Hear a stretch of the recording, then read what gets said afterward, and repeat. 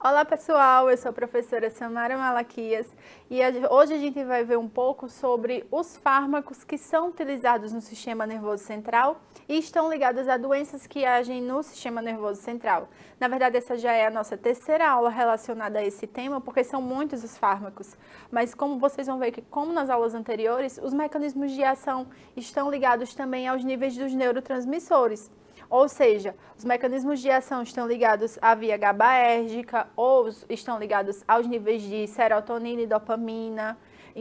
São mecanismos, na verdade, que se repetem, independente da doença em questão.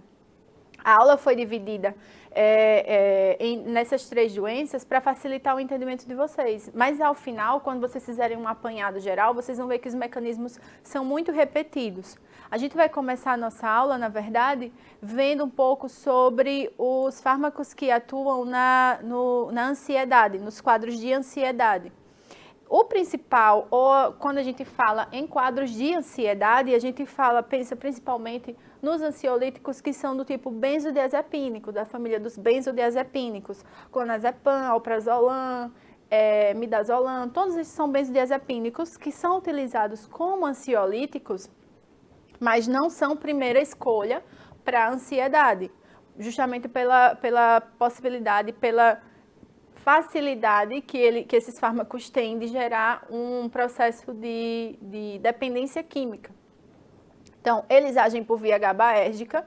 Deixa eu aumentar aqui essa figura que vocês vão conseguir entender melhor esse mecanismo de ação.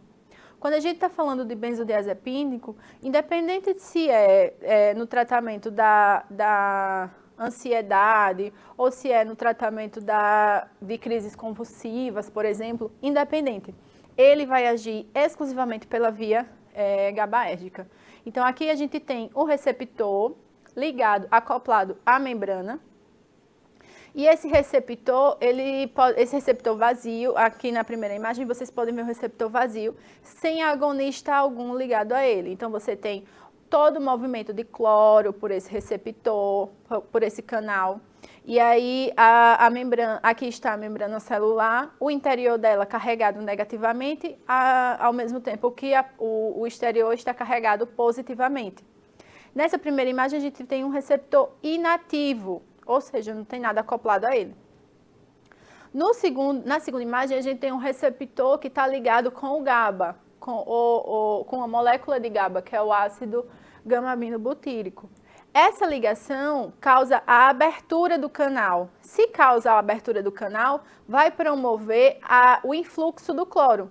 Quando eu estou falando em fluxo, eu estou falando na entrada do cloro na célula. E aí, aquela célula que está já estava carregada negativamente no potencial de repouso, ela vai ficar mais negativa ainda. Se ela vai ficar mais negativa, a gente diz que ela se tornou uma célula hiperpolarizada. Ou seja, quando eu falo em hiperpolarização, eu estou querendo dizer que o interior da célula está mais negativo do que o exterior. E aqui na terceira imagem, a gente tem o receptor ligado ao GABA e ligado a ele também está o benzodiazepínico. E aí, o que é que a gente vai ter nesse caso? A ligação ao GABA, ela é potencializada através da ligação do benzodiazepínico, ou seja, ele não vai agir antagonizando o efeito do GABA, ele vai agir potencializando o efeito do GABA. Se eu já sei que o GABA promove uma hiperpolarização celular a partir da abertura do canal iônico de cloro, se eu utilizo um benzodiazepínico, eu vou potencializar o efeito do GABA e aí eu vou aumentar o influxo desse íon. Se eu aumento o influxo do íon, eu deixo a célula mais hiperpolarizada ainda. Se ela está mais hiperpolarizada, o que é que vai acontecer? Vou reduzir a excitabilidade neuronal. Se eu diminuo a excitabilidade, ele entra, é como se ele tivesse um relaxamento, digamos assim. Lembrando que essa palavra não é utilizada, a gente sempre vai utilizar hiperpolarização, despolarização, mas se eu sei que quando a célula está hiperpolarizada, eu tenho uma redução da excitabilidade, eu vou ter uma redução da transmissão do potencial de ação. Se eu tenho uma diminuição do potencial de ação, eu entro no quadro de relaxamento. E aí, esses ansiolíticos, eles podem ser utilizados, como eu falei, os benzodiazepínicos, eles são utilizados para os quadros de ansiedade generalizada, transtorno de ansiedade generalizada, que a gente chama de TAG, mas também pode ser utilizado para efeito hipnótico sedativo, que a gente vê muita utilização, por exemplo, de clonazepam, de alprazolam, de bromazepam, principalmente no período da noite, justamente pelo efeito hipnótico sedativo dele. A amnésia anterógrada, esse mecanismo também é mediado pelos receptores alfa-1 GABA-A. Efeito anticonvulsivante, como a gente viu lá na aula de anticonvulsivantes, que ele é utilizado nas crises epiléticas, principalmente o clonazepam é utilizado, embora não seja fármaco de primeira escolha também, mas também é utilizado fazendo uso dessa via também, porque se ele vai, se o mecanismo de ação está ligado ao influxo do cloro e está ligado à hiperpolarização da célula, então eu vou ter um controle da minha crise epilética justamente por impedir ou diminuir a despolarização celular, além de ser utilizado para o relaxamento muscular. Os usos terapêuticos dos ansiolíticos são esses aqui, como eu falei, mostrei anteriormente. Então, eu tenho para distúrbios de ansiedade a utilização de clonazepam, lorazepam e diazepam, distúrbios do sono, termazepam e triazolam, para amnésia retrógrada, midazolam, convulsões, clonazepam, lorazepam e diazepam e distúrbios musculares, o diazepam. O problema da utilização de benzodiazepínicos é que existem os benzodiazepínicos de curta, de média ou de longa duração. E aí esses efeitos eles vão aparecer de acordo com o tempo.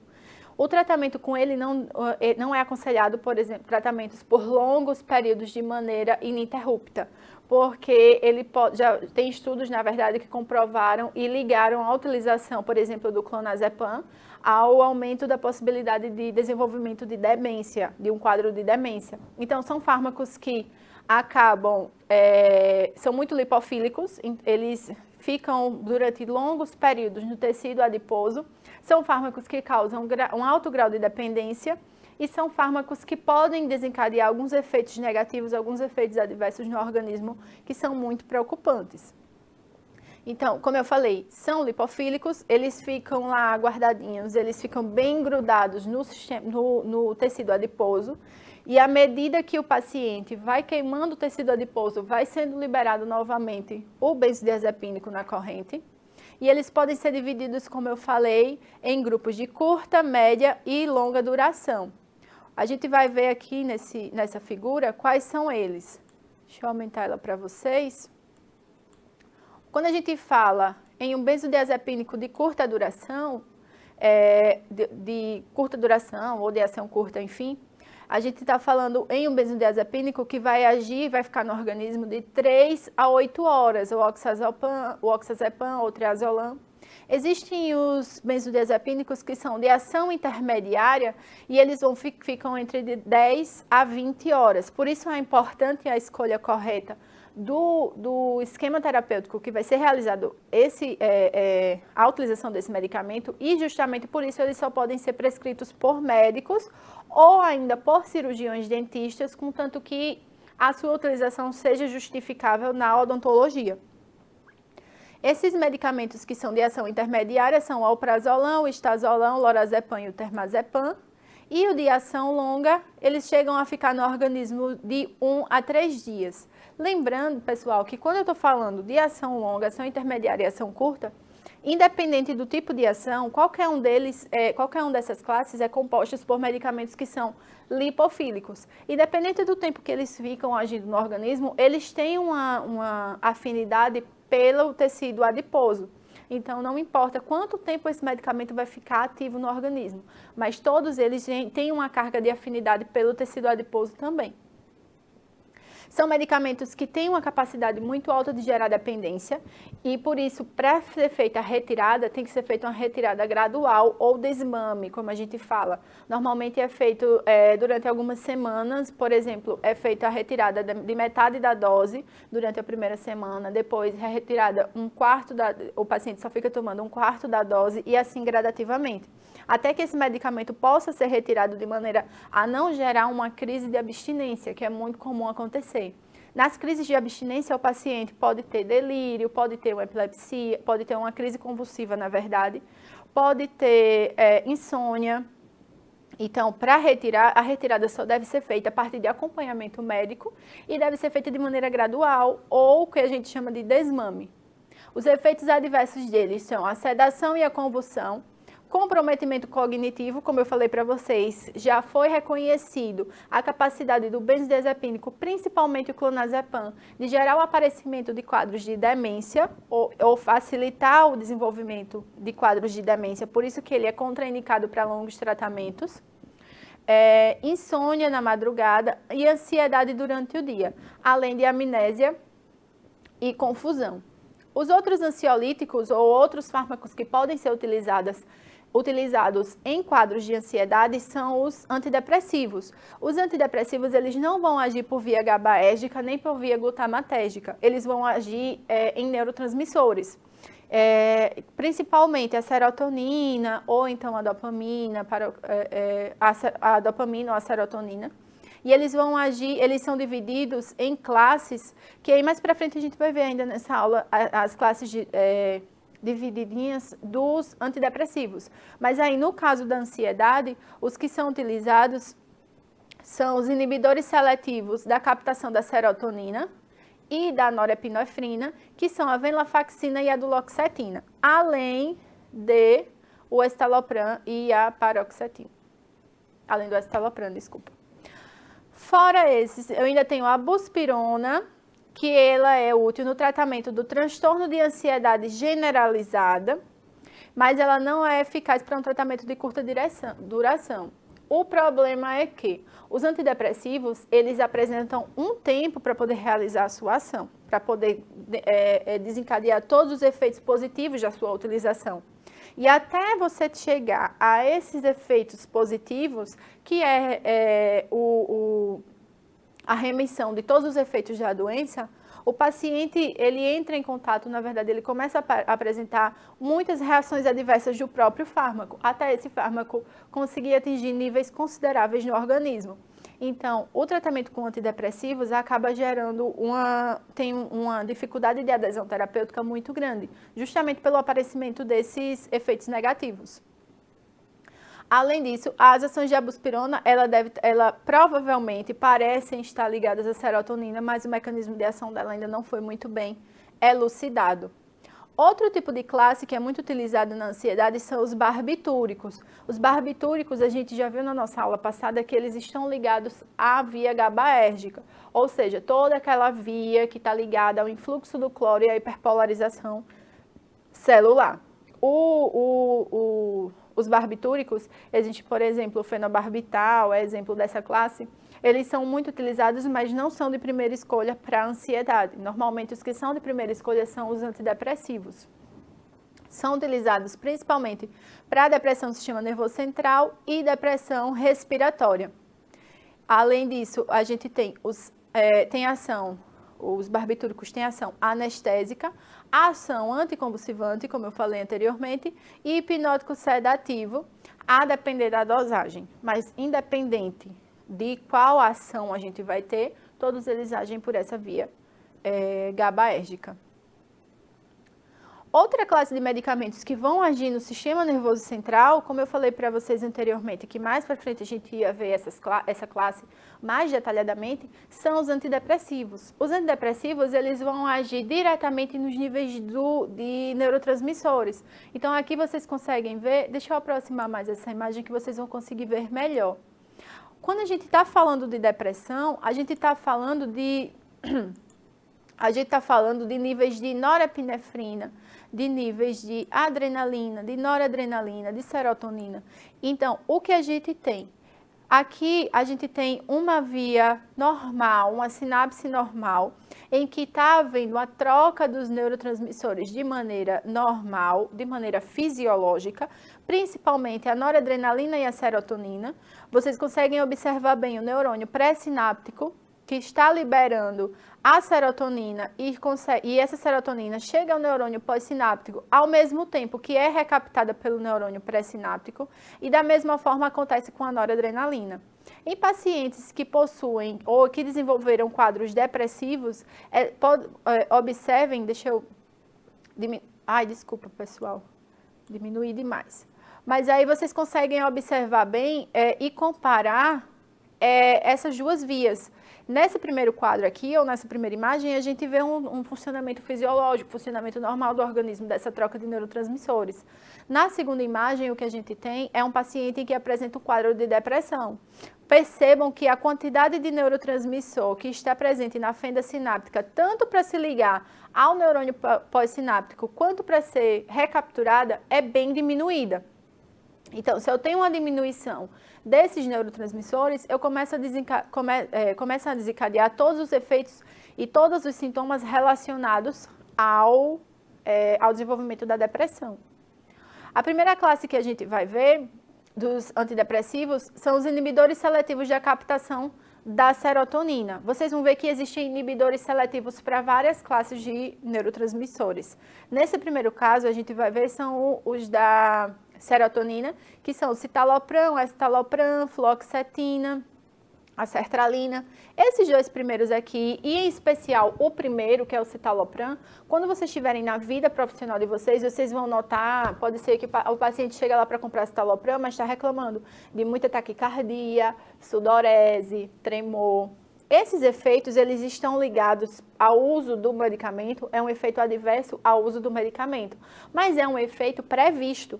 Então, pacientes que estão começando a fazer uso, durante pelo menos as 2 primeiras semanas, vão sentir muito desconforto relacionados ao uso do medicamento para poder começar a sentir os efeitos benéficos dele, que é quando ele atinge os níveis basais. E aí, o que a gente tem que orientar? Orientar o paciente que são efeitos do próprio medicamento, mas que depois dessa primeira semana ou desses primeiros 10 dias, esses efeitos irão diminuir e aí vai vir todo o efeito de bem-estar relacionado à utilização do medicamento. O citalopram, ele é um dos medicamentos que mais apresenta dificuldade na adesão terapêutica. Muitos pacientes desistem da terapêutica com ele justamente por conta desses efeitos. Aqui vocês vão ver exatamente isso que eu falei para vocês. A administração do antidepressivo, ela tem que ser demorada, são tratamentos longos, e ele demora de 2 a 12 semanas para começar a apresentar o efeito antidepressivo. Essa demora é que acaba atrapalhando a adesão terapêutica justamente por conta do aparecimento dos efeitos indesejáveis ou das reações adversas. Eles são utilizados para depressão, transtorno obsessivo compulsivo, pânico, ansiedade generalizada, como eu falei, além de transtorno disfórico pré-menstrual e bulimia nervosa. E aqui são todos os efeitos adversos que ele pode causar. Esses efeitos aqui são os que são sentidos durante as primeiras semanas e aí os pacientes não entendem. Nem melhoram do quadro depressivo, mas pioram por conta do aparecimento das reações adversas. E é isso que acaba atrapalhando a adesão terapêutica. Os antidepressivos, eles existem ainda a classe dos antidepressivos inibidores da captação de serotonina e norepinefrina. Deixa eu mostrar aqui para vocês. Esses inibidores, em específico, eles não vão agir em outros neurotransmissores. Eles vão agir somente na serotonina e na norepinefrina. Aqui, deixa eu aumentar para vocês. O que a gente tem? Aqui o neurônio pré-sináptico. O neurônio pré-sináptico com a sua vesícula cheia de neurotransmissor para ser liberado na fenda sináptica, para que esse neurotransmissor chegue no neurônio pós-sináptico para desencadear toda a resposta. Aí o que acontece?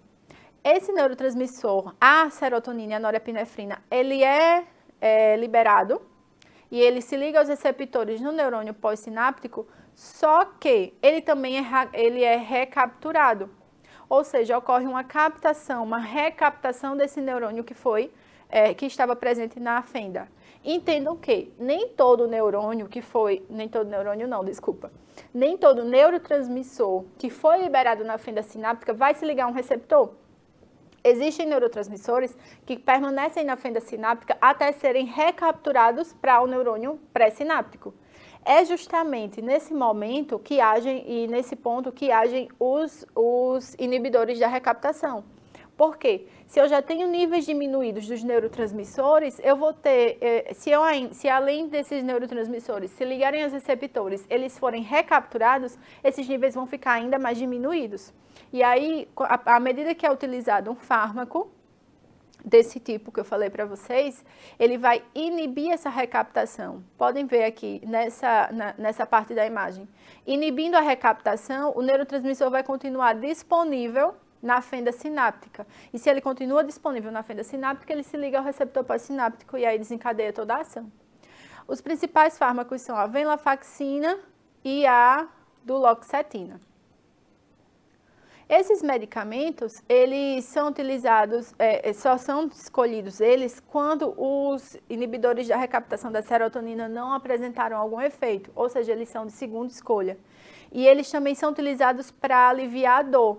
A dor crônica, principalmente, já se sabe, e a dor que é sentida durante as crises de depressão ou em pacientes que estão em quadros depressivos, ela está associada a esses dois neurotransmissores, não está associada à serotonina. Exatamente por isso que os inibidores de recaptação da serotonina não são indicados para tratamento de dor crônica.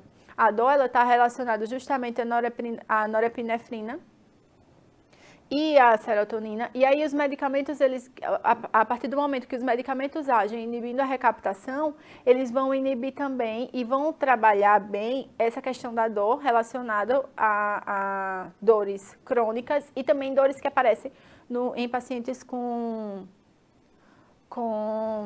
depressão. Existe também tratamento para fibromialgia, que é muito utilizado alguns antidepressivos, principalmente a venlafaxina. Vocês vão notar quando vocês estiverem lá na farmácia que tem muita liberação de venlafaxina, desvenlafaxina para tratamentos de dor crônica. Aparece muito. Existem também os antidepressivos atípicos. Esses antidepressivos, eles vão agir de maneira atípica, ou seja, tem um mecanismo de ação atípico. O primeiro deles é a bupropiona, que ele vai agir inibindo a captação da dopamina e da norepinefrina e acaba aliviando os sintomas da depressão. No caso da bupropiona, vocês vão notar que ele é muito utilizado para tratamento de pacientes que estão em abstinência ou então estão tentando parar a utilização, por exemplo, de nicotina. É muito indicado. Ele é comercialmente vendido com o nome de Bup.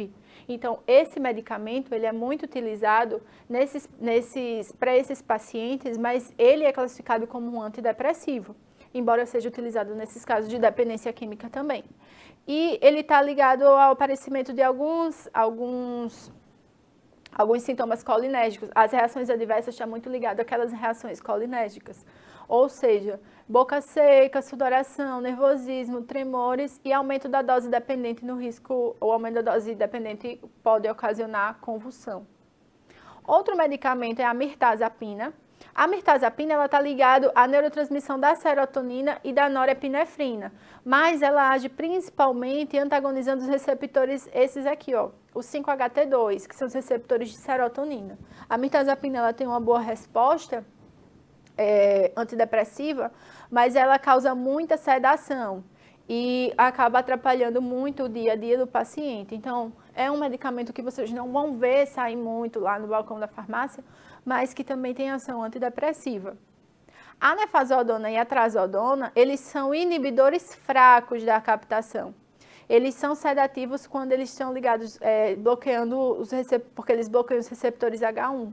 Então, os medicamentos que têm atividade bloqueadora dos receptores histamínicos, quando a gente está falando de receptores histamínicos ligados à sedação, são os receptores do tipo H1, eles, embora se liguem de maneira muito fraca aos receptores de serotonina e tenham uma ligação e uma ação antidepressiva inferior, o que se sabe é que, por conta da ligação aos receptores H1, esses medicamentos são muito úteis quando se quer induzir sedação nos pacientes. E, por último, tem os antidepressivos tricíclicos. Os antidepressivos tricíclicos, eles vão bloquear a captação da norepinefrina e da serotonina também, pelo neurônio pré-sináptico. O mecanismo de ação, como eu falei, acabei de falar, é a partir dessa inibição da captação. Se eu inibo a captação, eu aumento, tendo a garantir níveis consideráveis de neurotransmissor na fenda sináptica. E eles fazem isso bloqueando os receptores. Os medicamentos são esses aqui. Deixa eu aumentar o quadro para vocês, que aí vocês vão conseguir ver melhor. São fármacos que a gente vê sair muito com essa indicação de antidepressivo, principalmente a amitriptilina, a doxepina, a imipramina, a nortriptilina, são fármacos que saem muito. São fármacos somente por via oral, e aí tem dosagens que variam. Por exemplo, a amitriptilina vai de 10 mg a 25 mg, são vários tipos de apresentação. O tratamento, eles são indicados para tratamento de depressão moderada e grave, sendo que a imipramina, ela pode ser utilizada até para crianças que ainda tem muita enurese, ou seja, ainda fazem xixi na cama e não conseguem controlar isso. A imipramina é o fármaco de escolha, lembrando que só para crianças maiores de 6 anos.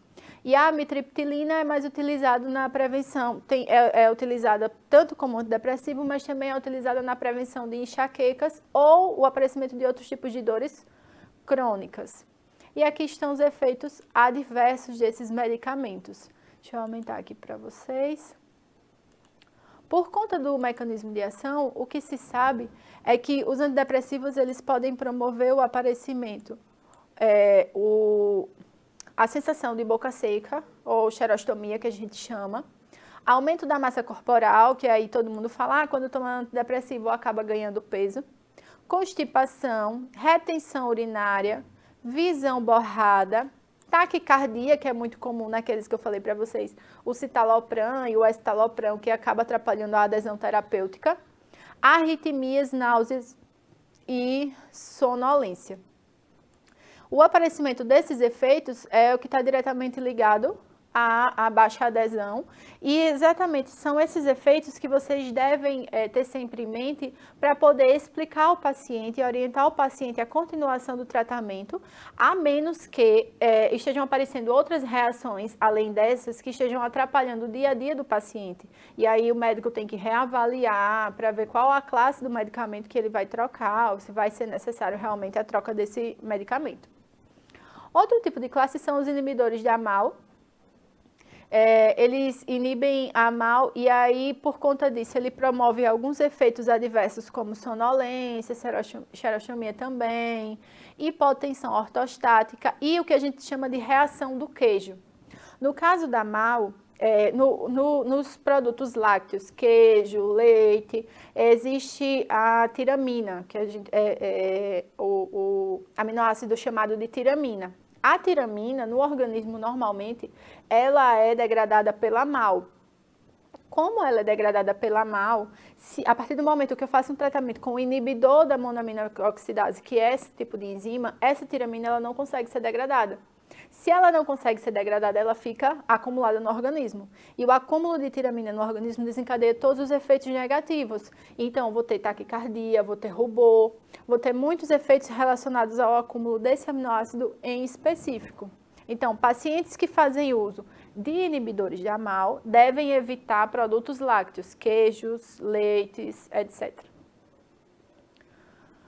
Existe também o tratamento para mania ou distúrbio bipolar, ou pacientes que são bipolares, e esses tratamentos eles são realizados principalmente a partir do carbonato de lítio, ou lítio, que a gente fala aqui, e ele é um medicamento que ele tem indicação única e exclusivamente para esse transtorno bipolar. Mas ele é um fármaco que necessita de grande atenção por conta do médico, porque ele tem um baixo índice terapêutico. Se eu digo que ele tem um baixo índice terapêutico, eu estou querendo dizer que a possibilidade de desencadear uma intoxicação medicamentosa é muito alta. Então, os níveis de lítio têm que ficar sendo monitorados. Os pacientes que fazem com esse medicamento, eles tendem a ficar fazendo essa monitorização, além de ficar fazendo um acompanhamento um acompanhamento prolongado com a equipe médica. E ele pode desencadear alguns efeitos como cefaleia, xerostomia, polidipsia, poliúria, distúrbios do trato gastrointestinal. Por isso que ele deve ser administrado juntamente com o alimento, porque ele causa muito desconforto gástrico. Tremor fino nas mãos, tontura, fadiga, reações dérmicas. E esse último aqui é o que gera muita dificuldade na adesão terapêutica, porque a partir do momento que os familiares percebem a quantidade, o quão sedado o paciente fica, começa a querer diminuir a dose. E aí essa diminuição, essa diminuição descontrolada da dose, acaba atrapalhando os efeitos do medicamento. Até porque, normalmente, esses pacientes, eles fazem uso tanto do carbonato de lítio, mas também fazem uso principalmente de antipsicóticos, que é essa classe que a gente vai ver agora. Os antipsicóticos, eles vão agir nos casos de psicose e principalmente de esquizofrenia. Então, eles vão diminuir os delírios, vão diminuir a agitação. São vários tipos.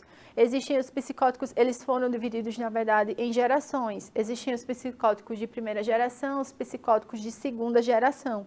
Os de primeira geração, eles têm uma facilidade maior de promover o aparecimento das reações extrapiramidais, que são aquelas reações semelhantes ao que um paciente de Parkinson apresenta, principalmente o tremor. Então, esses antipsicóticos de primeira geração, eles agem nos receptores D2 de dopamina e eles promovem o aparecimento de muitos sintomas extrapiramidais.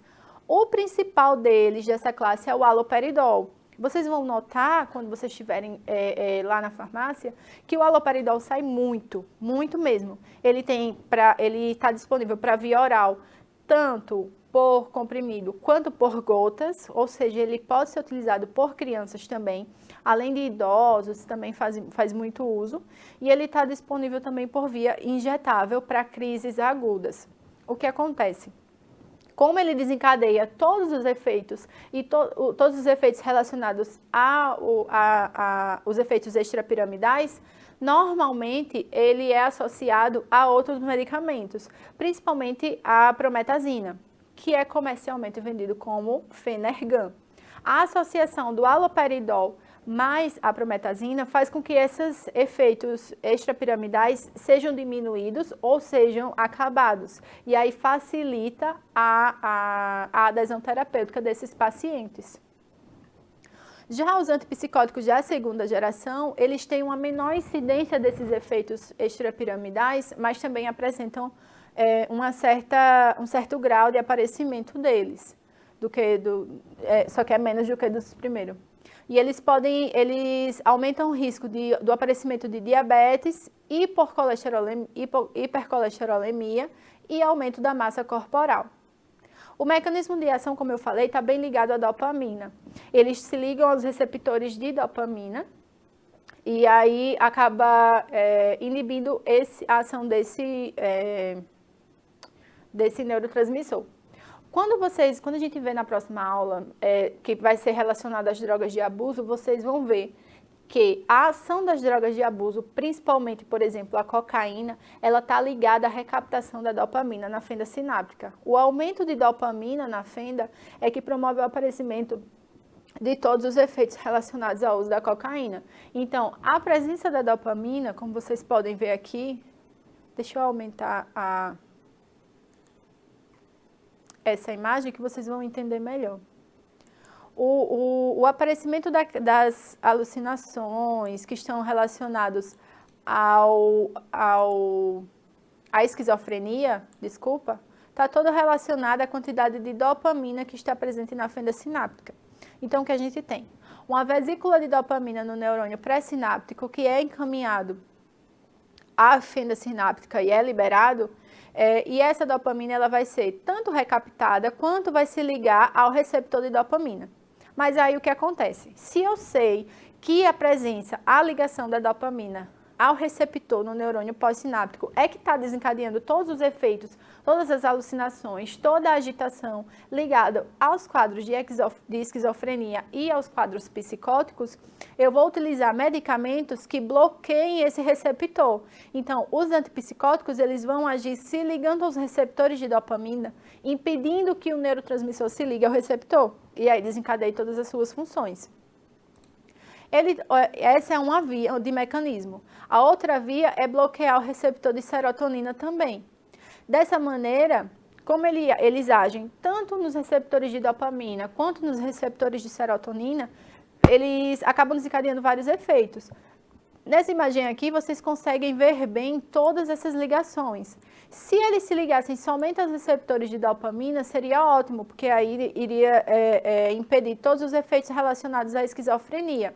Mas aí o que a gente sabe é que os antipsicóticos, eles se ligam também aos receptores colinérgicos, aos receptores alfa-adrenérgicos, aos receptores de dopamina, receptores de serotonina e receptores de histamina.